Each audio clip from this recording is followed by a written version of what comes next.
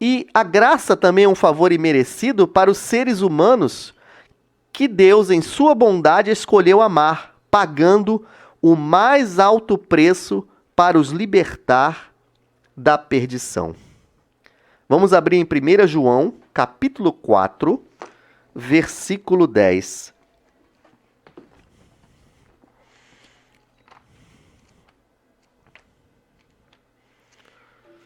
Primeira epístola de João, lá no finalzinho da Bíblia, capítulo 4, versículo 10. Diz assim: Nisto consiste o amor, não em quem nós tenhamos amado a Deus, mas em que Ele nos amou e enviou o seu Filho, quem? Jesus, como propiciação pelos nossos pecados. Vamos entender esse versículo? Primeiro, o amor de Deus consiste em que Deus nos amou primeiro e enviou o próprio Filho como propiciação. Essa palavra propiciação eu vou lhe dar o entendimento de acordo com os originais. A palavra propiciação vem do grego hilasmos, que significa trazer para um estado de paz, pacificar, satisfazer, reconciliar, nos tornando amigo de Deus.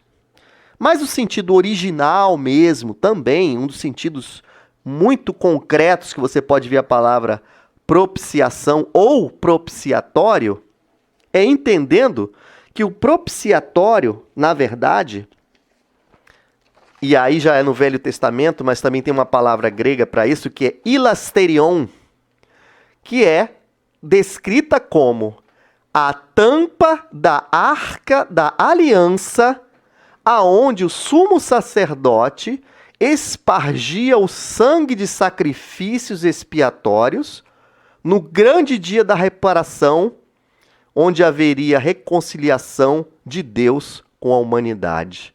Então, quando no Velho Testamento o sumo sacerdote entrava no Santo dos Santos uma vez ao ano, ele espargia, isso é, espalhava, pegava sangue de um animal morto numa bacia e espargia esse sangue sobre a tampa da Arca da Aliança. Aquela tampa da Arca da Aliança era chamado propiciatório, porque era ali que era o sangue que era jogado. Então, a ideia é, quando Deus olhava, o que ele via era o sangue. E quando ele via o sangue sobre a Arca da Aliança, a ira de Deus vinha e se desviava. Você lembra dessa visão? Quando você lembra de Moisés no Egito, quando Deus deu a instrução de que as portas dos judeus fossem espargidas com sangue, para que quando o anjo da morte passasse a meia-noite, não destruísse os filhos. Agora você entende por que foi usado propiciação pelos nossos pecados. Porque quando Cristo morreu na cruz e você aceitou o sacrifício dele que foi feito na cruz, o que acontece? Quando Deus olha para você, a ira, porque Deus é amor, mas ele é juiz, a ira dele se desvia porque ele vê ali o sangue de Jesus sobre as nossas vidas. Porque aquele que recebe Jesus é o que? Lavado no sangue de Jesus. Veja que maravilha, né? É o que diz a palavra de Deus. Então, na verdade, o que acontece? Esse estado de paz passa a acontecer. Então, depois que nós recebemos Jesus como Senhor, nós fomos libertos da perdição.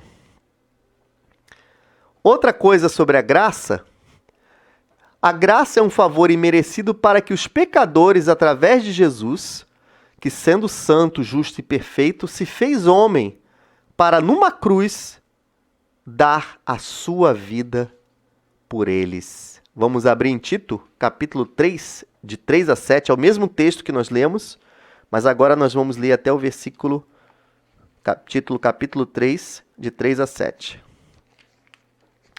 Diz assim, Vou ler de novo. Pois nós também outrora éramos insensatos, desobedientes, desgarrados, escravos de toda sorte de paixões e prazeres, vivendo em malícia e inveja, odiosos e odiando-nos uns aos outros. Quando, porém, se manifestou a benignidade de Deus, nosso Salvador, e o seu amor para com todos, não por obras de justiça praticadas por nós, mas segundo sua misericórdia, ele nos salvou mediante o lavar regenerador e renovador do Espírito Santo, que ele derramou sobre nós ricamente, por meio de Jesus Cristo, nosso Salvador, a fim de que, justificados por graça, nos tornemos seus herdeiros, segundo a esperança da vida eterna. A salvação é de graça. Não há nenhuma obra que você possa fazer, nenhum ato de bondade que possa comprar a salvação de Deus. Você pode chegar para qualquer uma pessoa e dizer: mas eu não faço mal a ninguém, eu não mato os insetos, eu não desejo mal aos outros. Isso não é suficiente ainda para você ser um filho de Deus. O que te salva não são as suas boas obras, mas a sua fé em Jesus Cristo. É claro que as boas obras, as atitudes boas, vão acompanhar a sua decisão de seguir Jesus. Mas dizer que você fazendo boas obras você é salvo, isso é totalmente antibíblico. Então lemos Tito de 3 a 7, né? E 1 Pedro 3,18.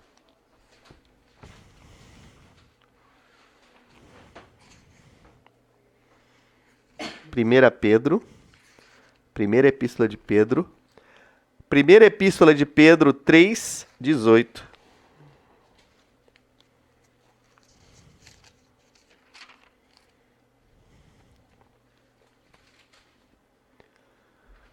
Pois também Cristo morreu uma única vez pelos pecados, o justo pelos injustos, para conduzir-vos a Deus, morto sim, na sua carne, no seu corpo, mas vivificado no Espírito, no qual também foi e pregou. Pode substituir esse verbo que está na atualizada pelo original, porque aqui na original não fala pregar, fala proclamar, no qual também foi e proclamou aos espíritos em prisão. Existe nós não vamos entrar em polêmicas aqui, mas existe uma doutrina que diz que quando Jesus morreu, ele desceu e pregou. E não precisa pregar, ele precisa falar a palavra de Deus. Pregou aos espíritos para que eles se convertessem. Gente, isso é antibíblico. Porque o grego fala que não é pregar, fala o que proclamou. Proclamar é anunciar algo. Ele anunciou a sua vitória sobre a morte e sobre os espíritos malignos. Por isso não é pregar, é proclamar, é dizer o que estava acontecendo, né? Vem do grego, tanto é que o grego original não é evangelion, é evangelho, é kerusso, o grego original, que significa proclamar. Então aqui diz: Cristo morreu uma única vez pelos pecados. Eu não preciso fazer sacrifícios para alcançar a Deus, porque Jesus já fez o supremo sacrifício. O justo pelos injustos. Com que objetivo Jesus morreu na cruz? Jesus morreu na cruz para eu ter o carro do ano. Jesus morreu na cruz para ter uma casa na beira da praia, lá na Avenida Atlântica. Jesus morreu na cruz para ter um salário de 50 mil reais por mês. Gente, Jesus morreu na cruz para nos conduzir a Deus, porque nós vivíamos em rebeldia. Mesmo sem você saber, você vivia em rebeldia contra Deus. Conduzir-nos a Deus. Foi para isso que ele morreu. Né? Então, vemos isso em 1 Pedro 3,18.